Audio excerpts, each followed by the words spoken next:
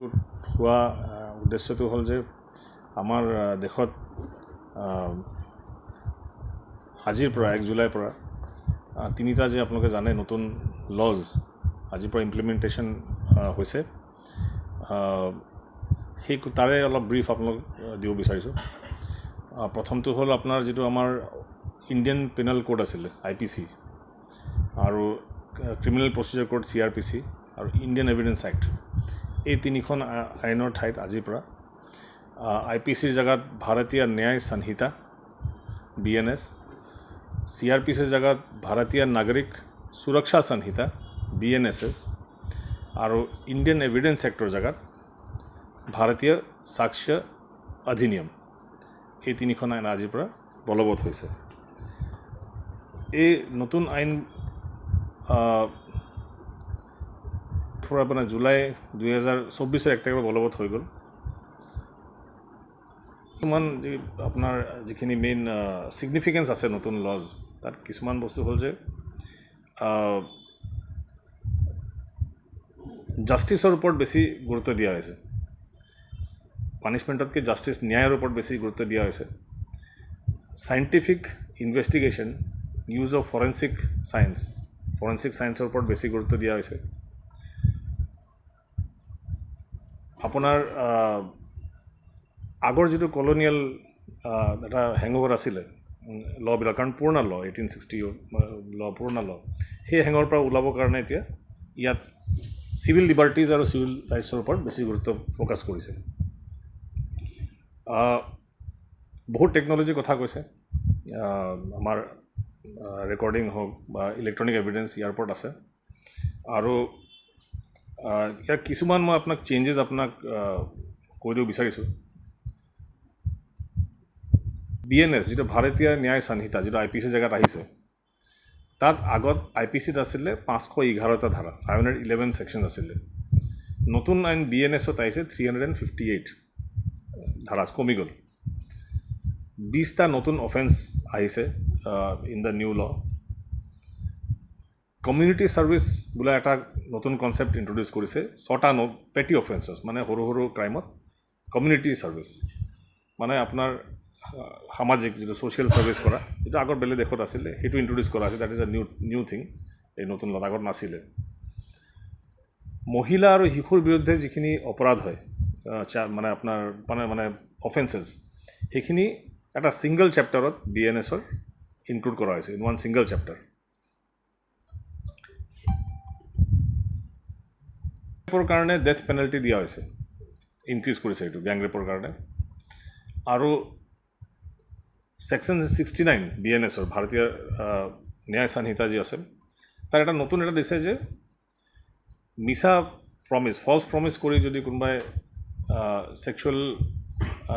Intercourse কৰে, সেইটো strict punishment দিয়া হয়, যিটো আগত নাছিলে। এটা নতুন অফেন্স নতুন BNSত আছে বুলি মই কৈছিলোঁ অলপ আগতে, তাৰে হ'ল section 69 sex by deceitful means, মানে এইটো ফল্ছ প্ৰমিছ কৰি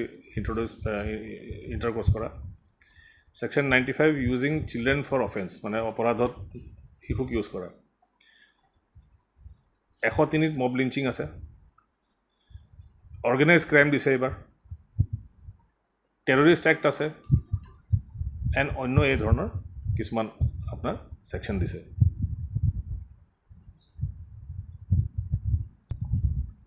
আমি আহোঁ BNS, যিটো CRPC আছিলে আগতে। CRPC জেগাত যিটো এতিয়া ভাৰতীয় নাগৰিক সুৰক্ষা সংহিতা আহিলে CRPC জেগাত, তাৰ কিছুমান মূল ফিচাৰ্ছ হৈছে, যেনে ধাৰা অলপ বাঢ়িছে।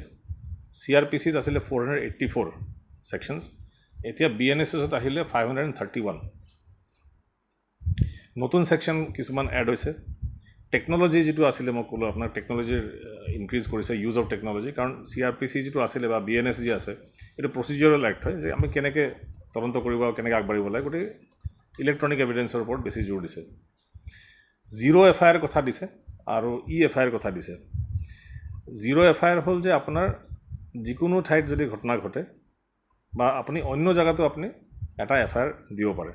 যদি ধুবুৰীত এটা ঘটনা ঘটিছে কিন্তু আপুনি কলকাতাত আছে, তাত আপুনি FIR দিব পাৰে। তাৰে পুলিচে FIRটো গ্ৰহণ কৰিব আৰু বাকী কনচাৰ্ণ যিটো য'ত হৈছে ঘটনাৰ তালৈ তেওঁলোকে প্ৰেৰণ কৰিব FIR আছে ইমেইল যোগেও বা ইলেক্ট্ৰনিক মিডিয়ামছতে আপোনাক FIR দিব পাৰে সেইটো আমি will treat it as FIR and আমি কেছ ইনভেষ্টিগেট কৰিম আমি যিটো evidence act third act Indian evidence act যাৰ জেগাত এতিয়া নতুন হৈছে BSA বা ভাৰতীয় সাক্ষ্য অধিনিয়ম আগৰ ইণ্ডিয়ান এভিডেন্স এক্টত 167 ছেকশ্যন আছিলে এতিয়া 170 হৈছে almost same number of sections electronic বা ডিজিটেল ৰেকৰ্ডক প্ৰাইমাৰী এভিডেন্স হিচাপে ৰেকগনাইজ কৰিছে নতুন যিটো আপোনাৰ ভাৰতীয় সাক্ষ্য অধিনিয়মত আৰু ইলেক্ট্ৰনিক ৰেকৰ্ডছ বিলাকৰ একচেপ্টেবিলিটি ইন কোৰ্ট ইয়াত আপোনাৰ ইনক্লুড কৰিছে গোটেইবিলাক আপোনাৰ ইলেক্ট্ৰনিক ৰেকৰ্ড আগতো আছিলে কল ৰেকৰ্ডছৰ বাট এইটো এতিয়া আৰু অলপ চেঞ্জেছ আহিছে অৰ্গেনাইজ ক্ৰাইম আপোনাক ক'লোৱে যিটো BNSত এড কৰিলে IPCত নাছিলে ফৰেনচিক ছায়েন্সৰ ওপৰত বেছি জোৰ দিব ইনভেষ্টিগেশ্যন চাইণ্টিফিক ইয়াৰ প্ৰিপেৰেশ্যনটো বহুত আগৰ পৰাই আমাৰ গভৰ্ণমেণ্টে ষ্টাৰ্ট কৰিছে যেতিয়া আমাৰ মাননীয় মুখ্যমন্ত্ৰী যেতিয়া ইয়াত শপত ল'লে যেতিয়াৰ পৰা গভৰ্ণমেণ্ট আছে তেতিয়াৰ পৰা এইখিনি ভাবি লোৱা হৈছিল যে নতুন চেঞ্জেছ হ'ব আৰু টেকন'লজি লাগিব আৰু তাৰ কাৰণে অসমত প্ৰিপেৰেশ্যন আগৰ পৰা ষ্টাৰ্ট হৈছে একজেক্টলি আৰু ইয়াৰ কাৰণে আমাৰ প্ৰিপেৰেশ্যন অলৰেডি আগৰ পৰা ষ্টাৰ্ট হৈ গ'ল যেনে আপোনাৰ ৰিজনেল ফৰেনচিক লেবৰ আৰম্ভ কৰা মোবাইল ফৰেনচিক লেব আমাৰ বঙাইগাঁৱতে আছে মোবাইল ফৰেনচিক গাড়ীতে আছে আৰু ৰিজনেল লেবো আছে বঙাইগাঁৱত এতিয়া তেওঁলোকে কৰি আছে অলৰেডি কাম চিমিলাৰলি আপোনাৰ নেশ্যনেল ফৰেনচিক ছায়েন্স ইউনিভাৰ্চিটি আছে গুজৰাটত NFSU তেওঁলোকৰ লগত আমাৰ MOU চাইন হৈছিলে for training of officers crime scene officers আমাৰ বিষয়াসকল গতিকে আমাৰ ইয়াৰ পৰা অলৰেডি বহুত মাহ ধৰি পৰা আমাৰ অফিচাৰ গৈ আছে ট্ৰেইনিঙৰ কাৰণে আমাৰ জিলাৰ পৰা গৈছে তাত যায় তেওঁলোকে এক মাহৰ ট্ৰেইনিং কৰে আৰু আহি তেওঁলোক ক্ৰাইম চিন অফিচাৰ বুলি ডেজিগনেটেড হৈ যায় অলৰেডি আমাৰ বহুত কেইজন ট্ৰেইনিং হৈছে আৰু যাব এতিয়া so' that is also' one procedure তেওঁলোক নতুন টেকনিক চব শিকি আহিছে কালেকশ্যন অফ এভিডেন্স আছে তাত আকৌ আপোনাৰ NFSU এটা কেম্পাছ গুৱাহাটীত এক্সটেনশ্যন হৈ আছে আপোনালোকে গম পাই এটা আধাৰশিলা স্থাপন কৰিছিলে য'ত আপোনাৰ এই কোৰ্চবিলাক ফৰেনচিক ছায়েন্সৰ বিভিন্ন কোৰ্চবিলাক তাত আমাৰ ল'ৰা ছোৱালীবিলাকে শিকিব পাৰিব কোৰ্চ ল'ব পাৰিব আৰু তেওঁলোকে তাত পঢ়ি শুনি কিনে আমাৰ নট অনলি আমাৰ এই যে ফৰেনচিক ইনভেষ্টিগেশ্যন বা প্ৰপাৰ ইনভেষ্টিগেশ্যন হেল্প কৰিব পাৰিব তেওঁলোকে বাট অলছ' তেওঁলোকৰ এমপ্লয়মেণ্ট অপৰচুনিটিজ আমাৰ বহুত ল'ৰা ছোৱালীৰ বাঢ়িব চ' এইখিনি গোটেই পদক্ষেপ লোৱা হৈছে to meet the challenges of the new laws for investigation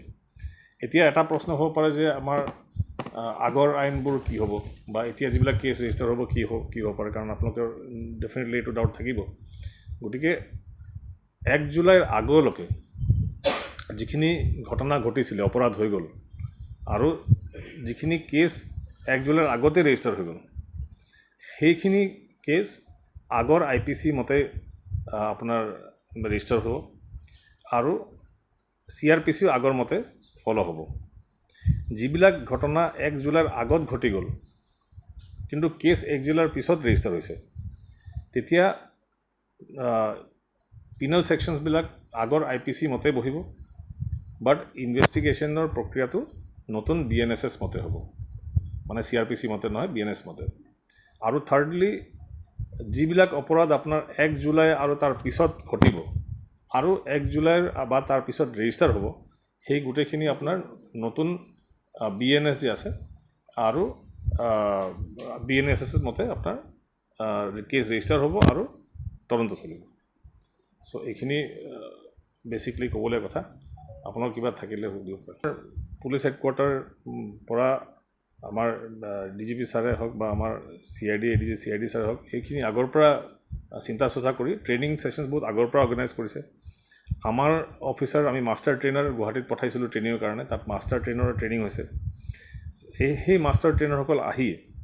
ইয়াত আমাৰ সকলো অফিচাৰ অল দ্য পুলিচ অফিচাৰ্ছৰ আমি ইয়াতে ট্ৰেইনিং কৰিছোঁ আৰু বেলেগ ৰেংকৰো এই তিনিটা ল'ৰ ওপৰত আৰু লগতে আমাৰ যিখিনি পাব্লিক প্ৰচিকিউটৰসকল আছে PP APP সকলক তেওঁলোককো আমি এই ট্ৰেইনিংটো দিছোঁ কাৰণ তেওঁলোকেও জানিব লাগিব লটো আৰু সেইখিনি কৰাইছে আৰু বিভিন্ন আমি পৰ্যায়ত আমি নিজৰ মাজতে ডিছকাশ্যন কৰিছোঁ এই লৰ বেলেগ বেলেগ প্ৰাৱধানবিলাক আমাৰ অফিচাৰ আমি ডিছকাছ কৰিছোঁ আৰু বহুত দিন আগৰ পৰাই আমি যিবিলাক কেছ ৰেজিষ্টাৰ হৈ আছিলে তাতো আমি IPC ছেকশ্যনটোতো আমি পঢ়াই আছিলোঁ আৰু লগতে নতুন লৰ কি পৰিব পাৰে সেইটো আমি ছাইডত এনে নোট কৰি গৈ আছিলোঁ প্ৰেক্টিছৰ কাৰণে গতিকে ৰাতিপুৱা আমাক যি পুলিচ থানাৰ পৰা আমি প্ৰতিদিনে ৰিপৰ্ট পাই আছিলোঁ সেই ৰিপৰ্টত আগতে ধাৰাবোৰ লিখি IPC ইমান ছেকশ্যন এতিয়া ছাইডত লাহেকৈ আমাৰ নিজৰ কাৰণে যে তাৰ বিপৰীতে নতুন লৰ কি ধাৰা লাগিব বোথ BNS আৰু BNSS সেইখিনিও তেওঁলোকে নোট কৰি আমাক পঠায় যাতে তেওঁলোকে ফেমিলিয়াৰাইজ হৈ যায় ইন দ্য প্ৰচেছ আৰু আমিও জানো আৰু 1 তাৰিখ আজি যিহেতু নতুন ল ইমপ্লিমেণ্ট হ'ল আজি যাতে আমি হঠাৎ নতুন বস্তু পোৱা নিচিনা নহয় আমাৰ এটা প্ৰেক্টিছ হৈ থাকে কৰি আছিলোঁ এইখিনি ইনভেষ্টিগেট কৰোঁতে আপোনাৰ মেইনলি যিখিনি আমাৰ ভিক্টিমছসকল আছে অপৰাধৰ ভিক্টিম তেওঁলোকৰ জাষ্টিচ বেছি ভালকৈ পাব আৰু সোনকালে পাব কিন্তু কাৰণ বহুতখিনি কেছ আপোনাৰ টাইম বাউণ্ড ইনভেষ্টিগেশ্যন কৰিছে both investigation as well as trial. তো টাইম বাউণ্ড যদি হৈ যায় তো নাগৰিকৰ ডেফিনেটলি বেনিফিট হ'ব আৰু ছেকেণ্ডলি ইয়াত কিছুমান আৰু নাগৰিকৰ সুবিধা দিছে ধৰক আমি এতিয়া 90 দিনৰ ভিতৰত কমপ্লেইনটোক আমি জনাব লাগে প্ৰগ্ৰেছ কেছৰ প্ৰগ্ৰেছ কি হৈছে আমি জনাব লাগিব 90 দিনৰ ভিতৰত তো সেইটো ডেফিনেটলি তেওঁলোকৰ বেনিফিট হয় আগতে নহ'লে সোধে কিছুমান ছাৰ কি হ'ল মোৰ কেছটো এতিয়া আমি তেওঁলোকক জনাব লাগিব আৰু চিমিলাৰলি কিছুমান আপোনাৰ কেছবিলাক সোনকালে কোৰ্টত ট্ৰায়েল শেষ কৰিব লাগিব তো সেইকাৰণে নাগৰিকৰ বেছি ভাল হ'ব সেইটো কথা অফিচাৰৰ শ্বৰ্টেজ নাই এতিয়া আমাৰ উই হেভ ছাফিচিয়েণ্ট অফিচাৰ্ছ বহুত ৰিক্ৰুটমেণ্ট হ'ল বহুত অফিচাৰ আহিলে নতুন নতুন অফিচাৰ্ছ আহিছে তেওঁলোকে ট্ৰেইনিং কৰিছে আৰু দে আৰ ৱেল ফাৰ্ষ্ট আৰু ইকুইপমেণ্ট হওক আমাৰ ফৰেনচিক কিট হওক বা আদাৰ থিংছ আমাৰ আহি আছে আৰু এজ আই ছেড আমাৰ আপগ্ৰেডেশ্যন হৈ আছে গতিকে we are fully prepared for the challenges লাগে এইটো নতুন ল আছে আমি সকলোৱে এইটো পাৰিম আৰু ফাৰ্দাৰ আমি যিখিনি ট্ৰেইনিং কৰিব লাগে বা হেৰি কৰিব লাগে সেইখিনি আমি কৰি ল'ম হৈ যাব